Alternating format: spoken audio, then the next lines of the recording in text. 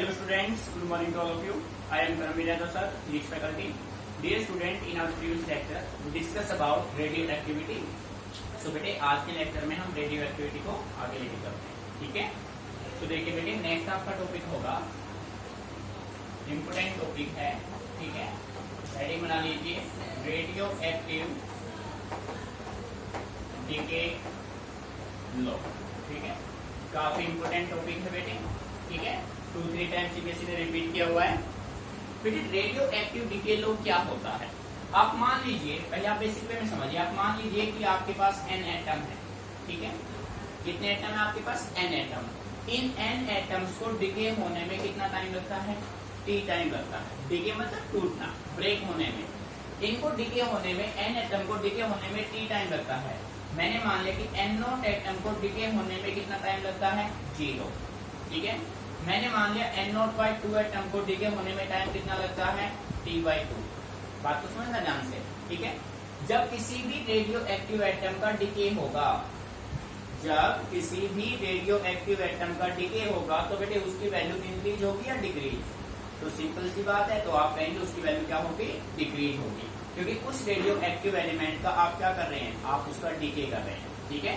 तो बेटे DK law ही हमें यहाँ पे स्टडी करना है। तो देखिए आपका डेफिनेशन जो होगा वो इस वे में होगा, इट स्टेट्स दैट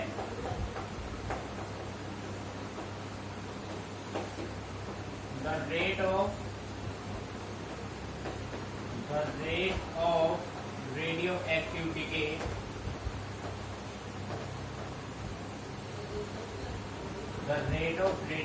decay या आप इसको शॉर्टकट में कह सकते हैं डीपीएस। डीपीएस होता है बेटे डिसइंटीग्रेशन पर सेकेंड, डिसइंटीग्रेशन पर सेकेंड, ठीक है। It states that the rate of radioactive decay at any time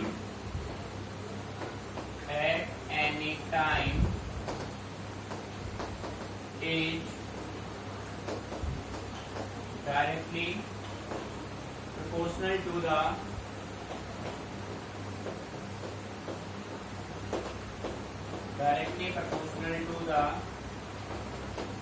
number of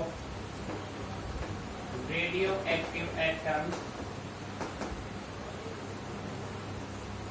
proportional to the number of radioactive atoms present at that time।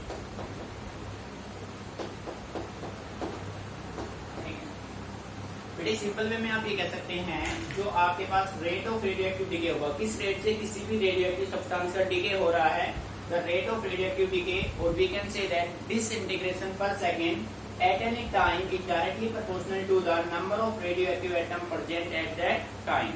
तो बेटे आप सिंपल वे में ये कह सकते हैं कि dN/dt मीन्स डीके हो रहा है n एटम का, dt के रेस्पेक्ट में प्रोपोर्शनल किसके होगा? n। तो बेटे नेगेटिव साइन किसको रिप्रेजेंट करेगा कि n की वैल्यू क्या हो रही है? डिक्रीज। मीनिंग समझ में आ रहा है बेटे? टोटल कितने एटम थे? n।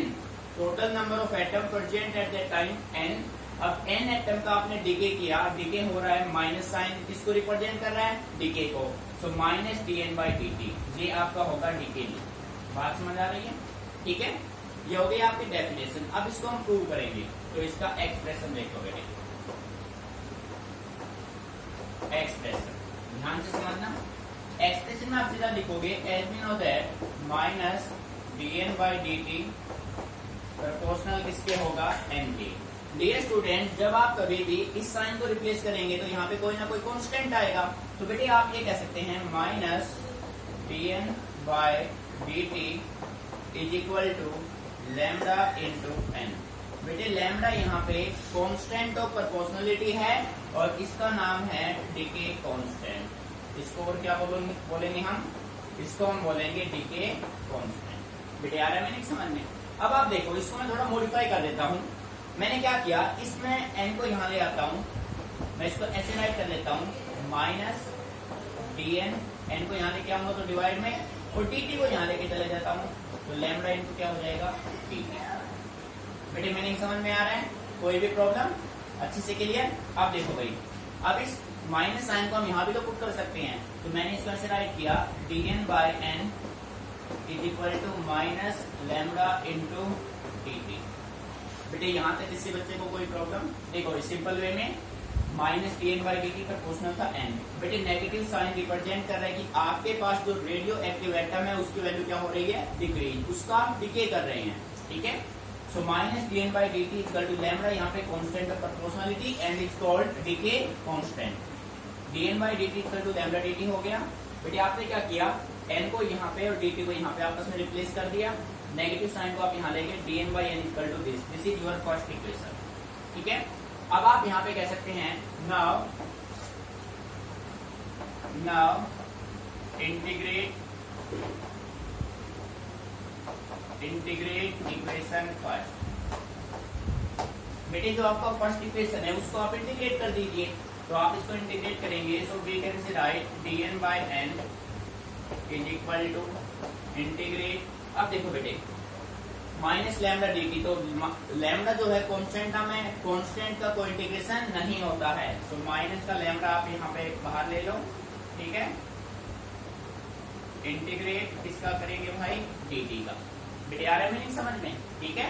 अब देखो बेटे ध्यान से dn by n 1 by n into dn की फॉर्म में है, 1 बाय n इंटू dn का इंटीग्रेशन होगा log n, ठीक है।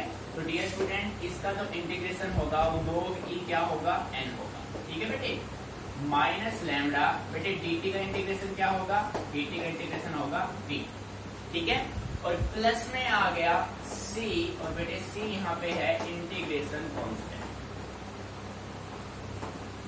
Integration constant.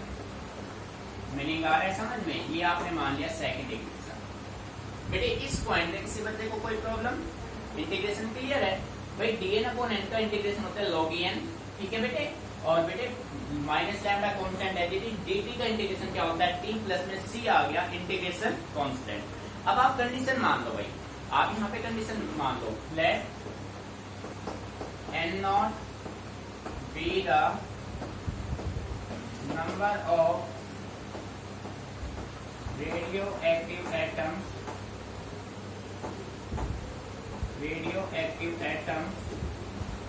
at t is equal to t and sorry t is equal to 0. Let n not be the number of radioactive atoms at t is equal to 0 and n be the number of radioactive atoms at t is equal to t। देखो बेटे हमने ये मान लिया कि n not number of radioactive atom है जब time की वैल्यू क्या है? 0, और n number of radioactive atom है जब टाइम की वैल्यू क्या है? t। t की वैल्यू क्या है? t। तो आप मान लीजिए at t is equal to 0, तो बेटे n की वैल्यू क्या हो जाएगी? n नॉट, ठीक है। जब टाइम 0 है तो n की वैल्यू क्या हो जाएगी? n not. इसको सेकंड इक्वेशन में पुट कर दो, पुट इन इक्वेशन सेकंड में पुट करोगे तो बेटे n की वैल्यू क्या पुट करनी है? n naught log e n naught is equal to minus lambda, t की वैल्यू क्या है भाई? 0, प्लस में क्या आएगा? c। सो डियर स्टूडेंट यहाँ से log e n नॉट किसके बराबर आ गया? c के। बेटे इस c की वैल्यू वापस आप किसमें पुट कर दो? सेकंड इक्वेशन में। Put in equation second, put in equation second, ठीक है। ध्यान से समझना। तो बेटे यहाँ से अपने पास क्या है? log e n as it is equal to minus lambda t plus में log e n नॉट, ठीक है बेटे। अब इसको इस साइड ले आओ, log e n minus log e n naught is equal to minus lambda t, ठीक है बेटे। अब बेटे ये देखो, ये आपके पास एक फॉर्मूला बन गया log m minus log n का, यानी कि log m बाय n का। तो बेटे आप इसको राइट करेंगे log e n by N naught, ठीक है, और किसके बराबर होगा लैम्डा, ठीक है बेटे, यहां तक मीनिंग समझ में आ रहा है, ठीक है। अब देखो भाई, जब ये लोग इस साइड जाएगा, जब ये लोग इस साइड जाएगा तो बेटे ये लोग जो है वो एक्सपोनेंशियल फंक्शन बन जाएगा। कैसा फंक्शन बन जाएगा? Exponential function. तो आप इसको राइट कर सकते हैं, देखो भाई यहाँ पे हम राइट कर लेते हैं बेटे, यहाँ पे राइट कर रहा हूं मैं, ध्यान देना अच्छे से, बिल्कुल केयरफुली। तो मैं इसको राइट कर सकता हूं n by N naught is equal to e की power minus lambda t। So बेटे n यहाँ से क्या हो जाएगा, n नॉट e की पावर माइनस लैम्डा t, और यही हमारा होगा रिक्वायर्ड रिजल्ट। आ रहे समझ में भाई? बेटे एक बार फिर देख लो, हमें फाइंड आउट करना था रेडियो एक्टिव डीके लो। तो हम सिंपल वे में ये मान लेते हैं कि हमारे पास n एटम है, उन n एटम को डीके होने में कितना टाइम लगता है बेटे? t टाइम मान लिया, ठीक है। तो आप कह सकते हैं according to radioactive decay law, the rate of radioactive decay, और we can say that disintegration per second at any time is directly proportional to the number of radioactive atoms present at that time। सो बेटे number of atom कितने थे? n atom का आपने decay किया तो अपने पास result क्या बना? माइनस डिके को रिप्रेजेंट करेगा minus dn by dt proportional n। जब आपने इस प्रोपोर्शनलिटी के साइन को रिप्लेस किया तो बेटे आपने एक कांस्टेंट यूज किया, लैम्डा यहाँ पे रिप्रेजेंट करता है डिके कांस्टेंट को, ठीक है। अब देखो minus dn by n equal to lambda dt। बेटे आपने क्या किया, n को dt को रिप्लेस कर दिया आपस में, dt यहाँ आ गया, n यहाँ चला गया, ठीक है, बात समझ आ रही है? dt यहाँ और n यहाँ। अब देखो भाई, हमने फर्स्ट इक्वेशन को इंटीग्रेट किया, अब बेटे 1 बाय n इंटू dn का इंटीग्रेशन होता है log n, ठीक है, माइनस लैम्डा dt का इंटीग्रेशन क्या किया, t प्लस में c आ गया इंटीग्रेशन कांस्टेंट। बेटे ये आपने मान लिया सेकंड इक्वेशन। अब हम कंडीशन मेंटेन कर लेते हैं, लेट किया हमने n नोट आपके number of radio active atom है t इक्वल टू 0 पे, और n रेडियो एक्टिव एटम है t इक्वल टू t पे। अब बेटे आपने मान लिया कि टाइम अगर आपके पास 0 है तो n की वैल्यू क्या हो जाएगी, n नॉट। इस वैल्यू को आपने सेकंड में पुट किया तो सेकंड से आपके पास c की वैल्यू आ गई। अब c की जो वैल्यू आपके पास आई है उसको वापस आप इक्वेशन सेकंड में पुट करो, c की जो वैल्यू आपके पास आई है उसको आप वापस सेकंड में पुट करेंगे तो आपका रिजल्ट ये बनेगा, log n equal to minus lambda t plus log n naught. अब बेटे ये log n नॉट इस साइड आके माइनस का हो जाएगा। अब देखो ये log में फॉर्मूला होता है m बाय n का, log m बाय n होता है log m minus log n के फॉर्म, ठीक है बेटे। अब देखो जब ये log इस साइड जाएगा तो ये एक्सपोनेंशियल फंक्शन बन जाएगा। बेटे ध्यान से समझना इस स्टेप को, ठीक है। जब ये log इस साइड जाएगा तो ये एक्सपोनेंशियल फंक्शन बन जाएगा n by n naught e की पावर माइनस लैम्डा t, ठीक है बेटे। n नॉट को मल्टीप्लाई करो, ये आपका होगा रिजल्ट, जो कि काफी इंपोर्टेंट है। नेक्स्ट डेरिवेशन में हम इसी का यूज करेंगे, ठीक है। अच्छे से कॉपी कर दो इसको एक बार, कोई भी पॉइंट समझ में नहीं आ रहा है तो आप मेरे से डिस्कस कीजिए, ठीक है, अच्छे से बेटे।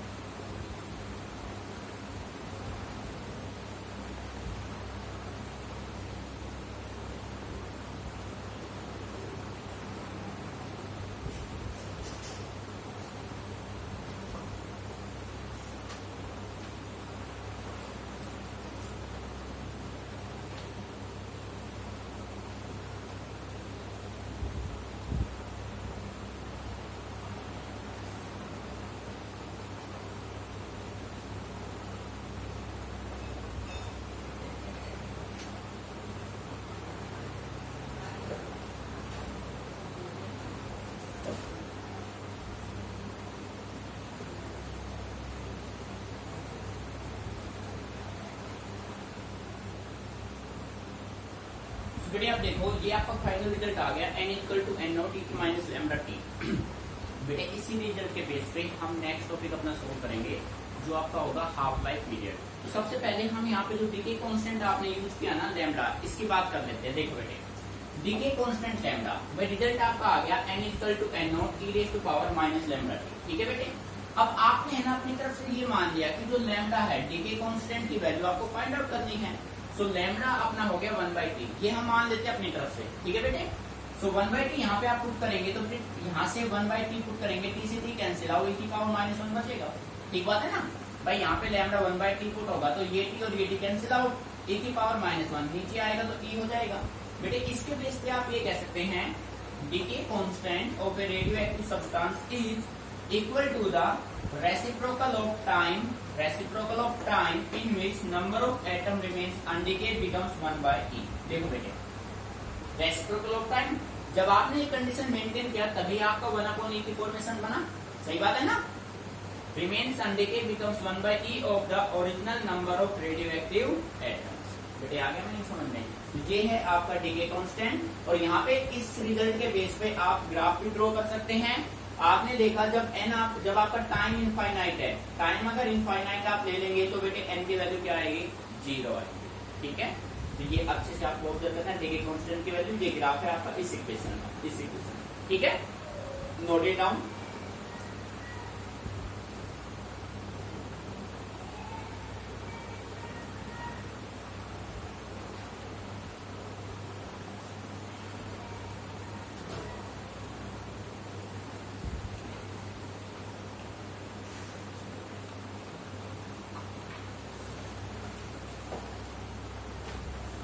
बेटा मैं इसको रफ कर रहा हूं, नेक्स्ट टॉपिक पे चलते हैं अपने में, ठीक है। देखो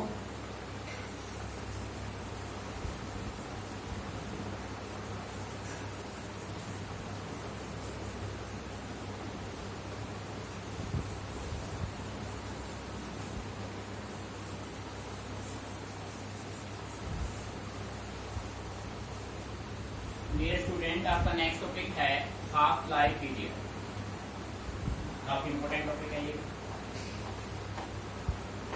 half life period of a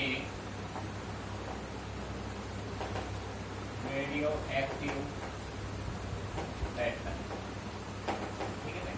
देखो भाई नाम से इन्फॉर्म हमें हो रहा है हाफ लाइफ बेटे, यानी कि half time. It is the time in which half of the radioactive atoms decay.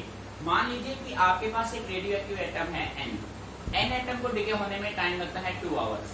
कितना टाइम लग रहा है, 2 आवर। तो बेटे उसका 50% डिके होने में कितना टाइम लगेगा भाई, उसका हाफ टाइम लगेगा, दैट इज 1 आवर। तो बेटे डेफिनेशन आप कह सकते हैं इट इज द टाइम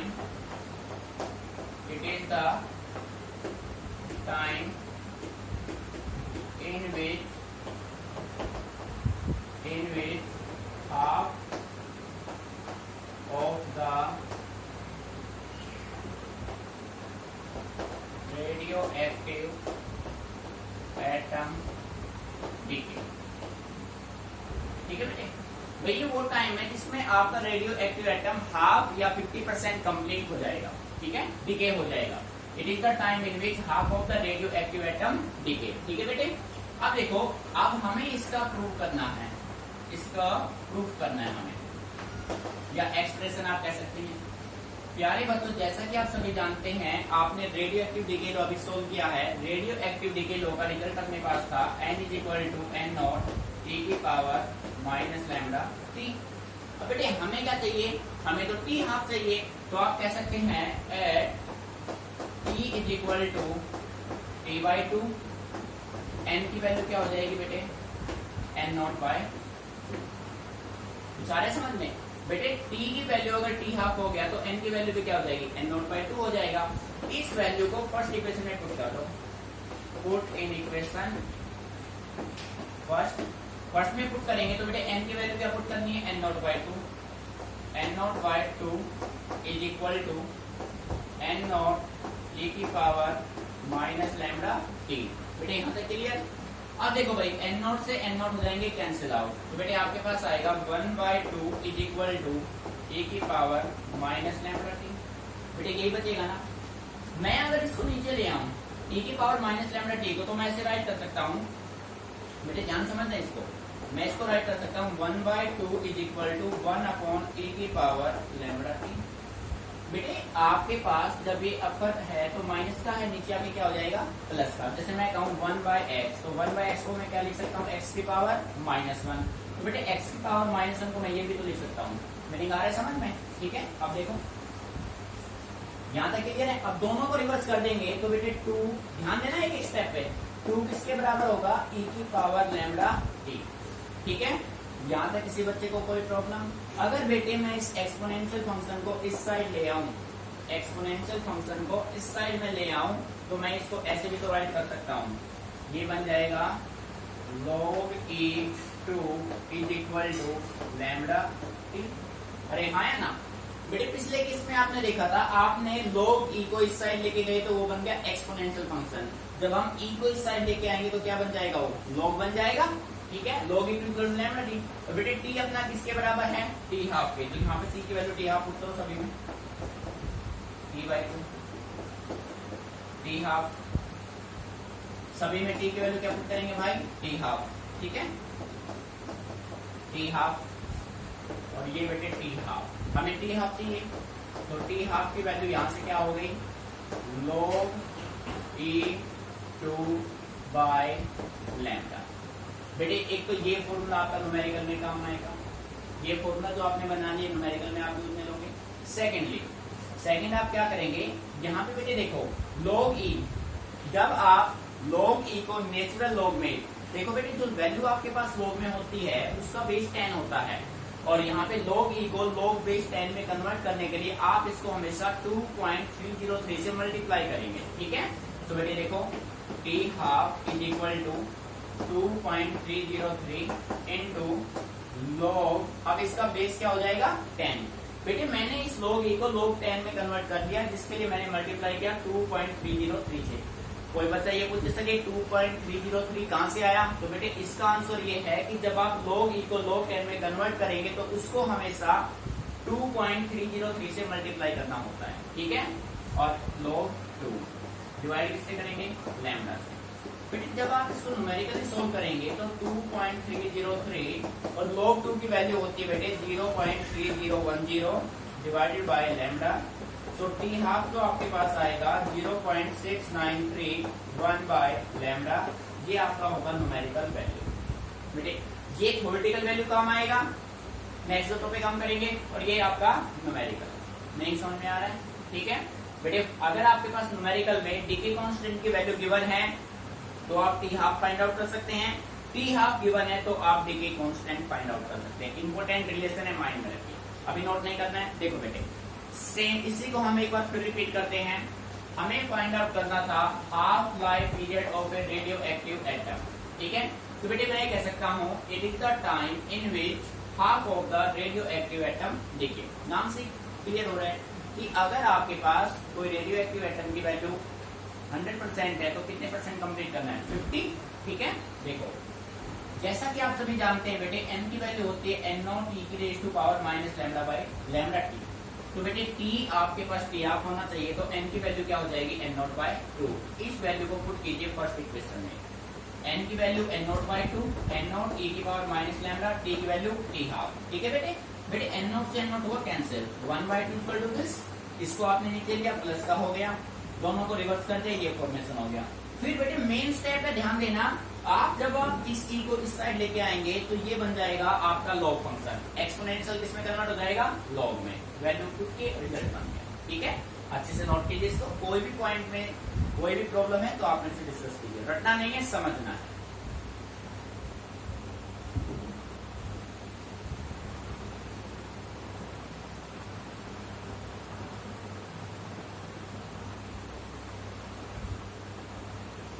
बेटे एक बार इसको यहाँ तक नोट कर लीजिए, फिर हम इसके स्पेशल केस और कुछ इसके इंपोर्टेंट फैक्ट हम इस पे करेंगे। ठीक है,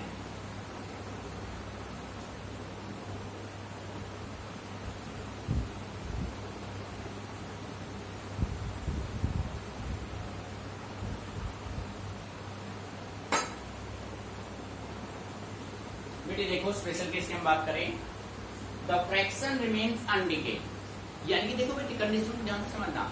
बेटे आपके पास कोई रेडियोएक्टिव सब्सटेंस है, उसमें से आपने हाफ लाइफ यानी 50% आपने डिके कर दिया, तो अनडिके कितना बचेगा बेटे, भाई जब 50% डिके हो चुका है तो अनडिके भी कितना बचेगा, 50% बचेगा। सही बात है ना। तो यहाँ से आपसे क्वेश्चन 2 में पूछा जाएगा, एक तो आपसे डिके का टाइम पूछा जाएगा, एक आपसे अनडिके का। डिके का टाइम आप फाइंड आउट कर सकते हैं, तो 1 में से तो वैल्यू आप 1 में से अगर आप डिके की वैल्यू सब्ट्रैक्ट कर देंगे तो आपके पास किसकी वैल्यू हो जाएगी, अनडिके की। देखो बेटे, fraction remains undecayed after n half life, तो उसका फॉर्मूला होगा n by n naught 1/2 raised to power n। और बेटे यहाँ पे अगर हम अनडिके के बजाय किसकी बात करें, डीके की, fraction decay after n half life, तो 1 minus n by n not ये हो जाएगा। ठीक है, तो बेटे बेसिक फॉर्मूला आपका ये बनेगा n equal to n naught 1/2 raise to power n, और जहाँ पे स्मॉल n किसको रिप्रेजेंट करेगा, total time by t half को। ठीक है, ये बेटे फैक्ट, मेन फैक्ट है, ये फॉर्मूला ध्यान रखना जिसके बेस पे आप न्यूमेरिकल्स को सेकंडों में सोल्व कर पाएंगे। ठीक है, जैसे आप न्यूमेरिकल में इसको इंप्लीमेंट करेंगे अच्छे से क्लियर हो जाएगा। क्लियर यहाँ तक। तो बेटे अब इसके बाद हम नेक्स्ट टॉपिक अपना सोल्व करेंगे, radio activity of a sample. ठीक है, अच्छे से नोट कर लो इसको, कोई प्रॉब्लम आए तो पूछो।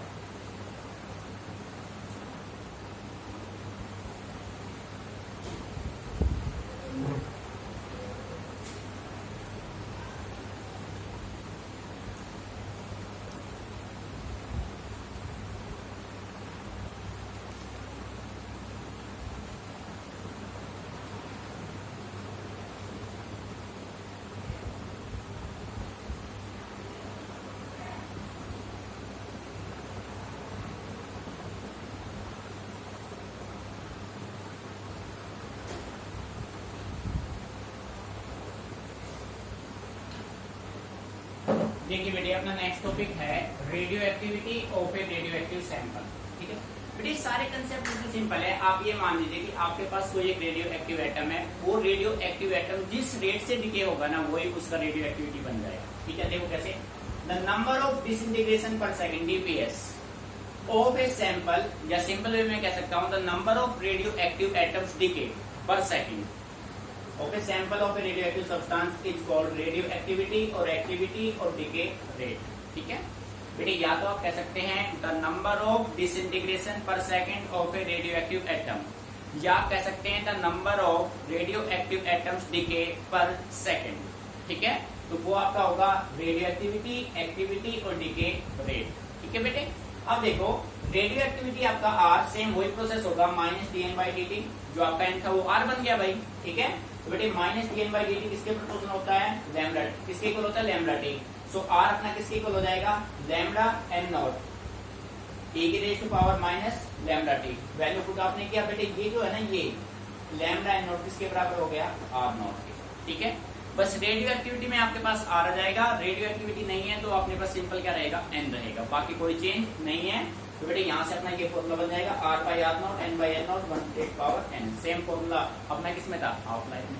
ठीक है, ये आपका radio activity of a sample. बेटे अब हम बात करते हैं कुछ SI यूनिट्स की। ठीक है, यूनिट ऑफ रेडियो एक्टिविटी हम ऑलरेडी डिस्कस कर चुके हैं।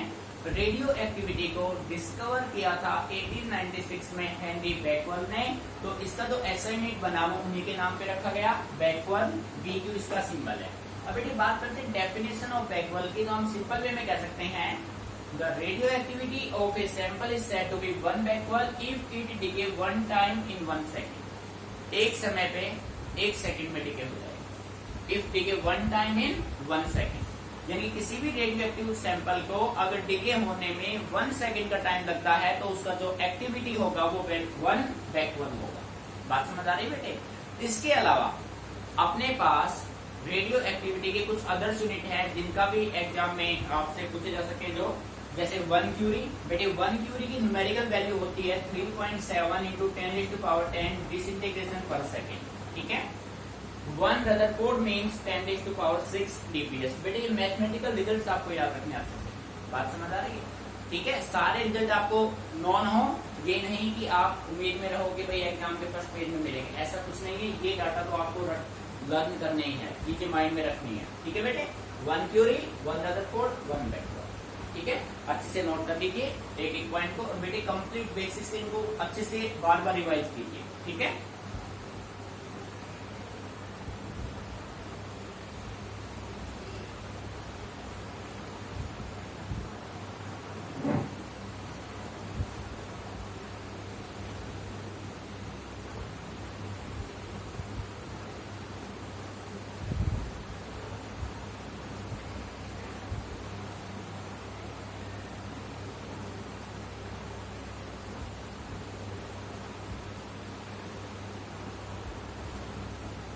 बेटे रेडियो एक्टिविटी में अच्छे से इसको समझना है। सबसे पहले रेडियो एक्टिविटी बेसिक आपको कल हमने करा दिया था, भाई रेडियो एक्टिविटी क्या होता है, उसके कोज क्या है, क्यों ऐसा हमें रेडियो एक्टिविटी फाइंड आउट क्यों करना पड़ा, किसी भी हैवी न्यूक्लियाई का डीके हमने क्यों किया, फिजन क्यों किया, तो यानी कि ये सभी कोज आपको नोन होने चाहिए। फिर उसके बाद जब आप किसी भी हैवी न्यूक्लियाई का रेडियो एक्टिव डीके करते हैं तो बेटे उससे 3 टाइप के रेडिएशन निकलते हैं, अल्फा, बीटा और गामा। तो फिर आपको अल्फा, बीटा, गामा को अच्छे से डीपली स्टडी करना है। अल्फा, बीटा, गामा रेट में डिफरेंस, उनके डीके जैसा हमने बनाया था डिस्प्लेसमेंट तो alpha decay, beta decay, gamma decay, बेटे उनके बेस पे न्यूमेरिकल्स पूछे जाएंगे। अच्छे से आपको स्टडी करना है चीजों को समझ के, ठीक है।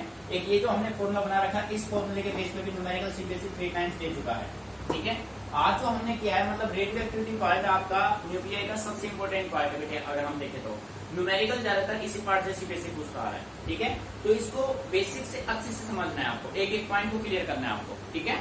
सारे जो भी फॉर्मूले बने हैं सभी फॉर्मूलों को आप एक एक पेज पे इकट्ठा करो, न्यूमेरिकल करने बैठ जाओ, ठीक है।